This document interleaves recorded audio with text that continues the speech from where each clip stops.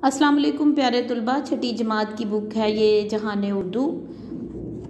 हमने इसकी पहली हमद जो नज़म थी, पहली हमद, इसकी पढ़ाई, इसकी तशरीह और अल्फाज जुमले कर चुके हैं।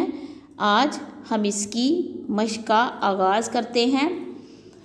आप चूँकि क्लास 6 में हैं तो मेरी कोशिश है कि मैं आपको जो इसकी मश्क है वो ज़ुबानी करवाऊं और आप इसको अपने अल्फाज में लिखें।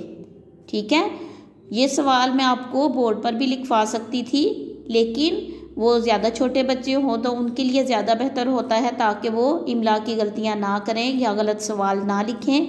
आप चूँकि सीनियर क्लास हैं इसलिए आपको सारा मैं गाइड कर देती हूँ, फिर आपने अपने अल्फाज में इनके, चूँकि उर्दू हमारी अपनी ज़ुबान है, थोड़ा बहुत आपका जवाब चेंज भी हो सकता है। ठीक है, लेकिन कोशिश करनी है कि सवाल से रिलेटेड हो, जो सवाल आपको पूछा गया है उसके मुताबिक जवाब हो।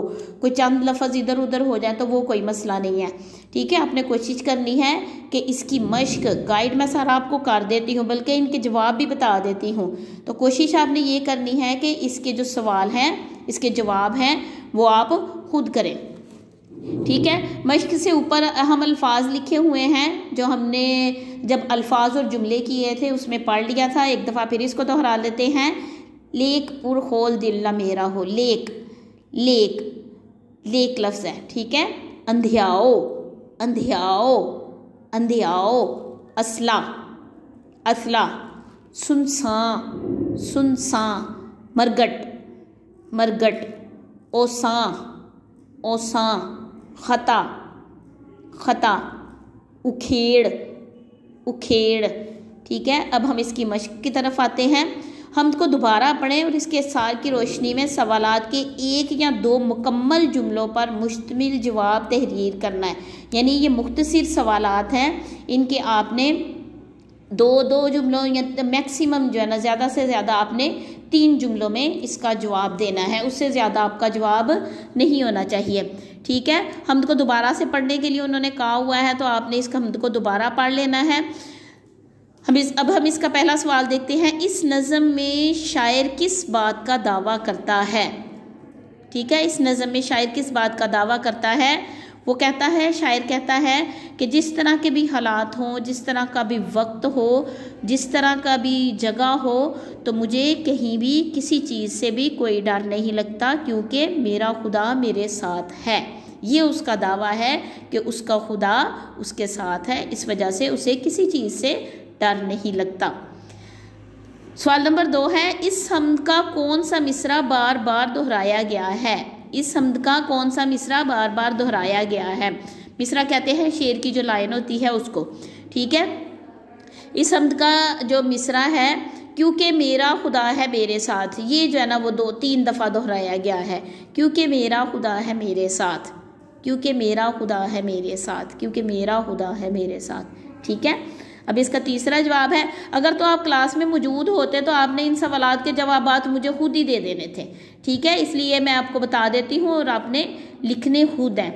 सवाल नंबर 3 है, इस नज़म के पहले बंद में कौन से मुतज़ाद अल्फाज इस्तेमाल हुए हैं?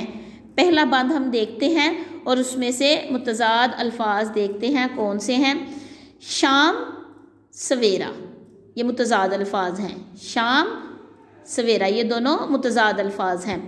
ठीक है, चांदनी, अंधेरा, चांदनी, अंधेरा, ये भी दोनों मुतज़ाद अल्फाज हैं। ठीक है, ये पूरा बंद है 5 लाइनों का, 5 मिसरों का। तो इसमें 2 जो अल्फाज हैं, एक शाम और सवेरा है मुतज़ाद और दूसरा है चांदनी और अंधेरा। ठीक है, अब हम चौथे सवाल की तरफ आते हैं। इस नज़म के आखिरी बंद में कौन से मुतरादफ अल्फाज इस्तेमाल हुए हैं? अब हमने इस नज़म का आखिरी बंद देखना है और उसमें देखने हैं कि कौन से मुतरादफ अल्फाज हैं। ठीक है, मेरे रस्ते में हो अगर मैदान या पुराना कोई खंडर सुनसान, कोई मरगट हो या हो कब्रस्तान, ना खता हो वहाँ मेरे ओसा, क्योंकि मेरा खुदा है मेरे साथ। आखिरी बात में हमने मुतरादफ अल्फाज एक जैसे जिनके मानी हो वो जो है ना अल्फाज हमने बताने हैं। रास्ता और मैदान, इसका एक ही मतलब है, रास्ता और मैदान। ठीक है, इसके बाद है मरगट और कब्रस्तान, ये भी मुतरादफ अल्फाज हैं। मरगट और कब्रस्तान ये भी मुतरादफ अल्फाज हैं। ठीक है, इसके बाद हम इसके अगले सवाल की तरफ आते हैं। हम्द का हर बंद कितने मिसरों पर मुश्तमिल है? हम्द का हर बंद कितने मिसरों पर मुश्तमिल है? ये मैंने जब आपको हम्द शुरू की थी उसी वक्त मैंने आपको बता दिया था कि इसके 1 2 3 4 5 मिसरे हैं। वो बंद जिसके 5 मिसरे हो उस नज़म को मुहम्मस भी कहते हैं। जिस नज़म के बंद के 5 मिसरे हों उस नज़म को मुहम्मस कहते हैं। तो ये नज़म जो है ना हम्द, ये एक मुहम्मस है, यानी 5 मिसरों में लिखी हुई नज़म है। आगे है, नीचे दिए गए हर सवाल का सिर्फ और सिर्फ एक जवाब सही है। मुतल्लका जवाब पर आपने टिक का निशान लगाना है।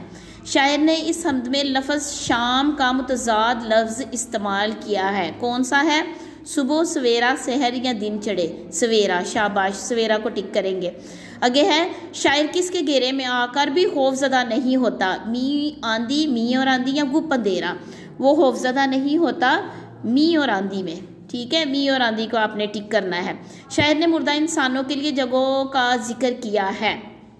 मरगट, कब्रस्तान, मरगट और कब्रस्तान या मैदान। मरगट और कब्रस्तान जो है ना उसका जिक्र किया है, ये दोनों जगहों का जिक्र किया है, इसलिए आपने इसको टिक करना है। शायर ने किसको सुनसान करार दिया है? ठीक है, मरगट को, मैदान को, खंडर को या कब्रस्तान को। तो खंडर को शायर ने जो है ना वो सुनसान करार दिया हो, या पुराना कोई खंडर सुनसान। आगे है, शायर ने नज़म के आखिर में किसके ख़ता ना होने का जिक्र किया है? खंडर सुनसान का, मैदान का, कब्रस्तान का या ओसां का? ओसां ख़ता होना। ठीक है, ओसां का शायर ने जिक्र किया है, आपने इसको टिक कर लेना है। आज हमने इसकी मश्क सफ़ा नंबर 5 जो है ना हमने कर लिया है। आपने इसकी मश्क जो है ना वो अपने अल्फाज में, इसके सवालात के जवाब अपने अल्फाज में अपने रजिस्टर पर लिखने हैं, और ये जो MCQs हैं इसको आपने हल करना है, इस पर टिक लगानी है दुरुस्त जवाब पर।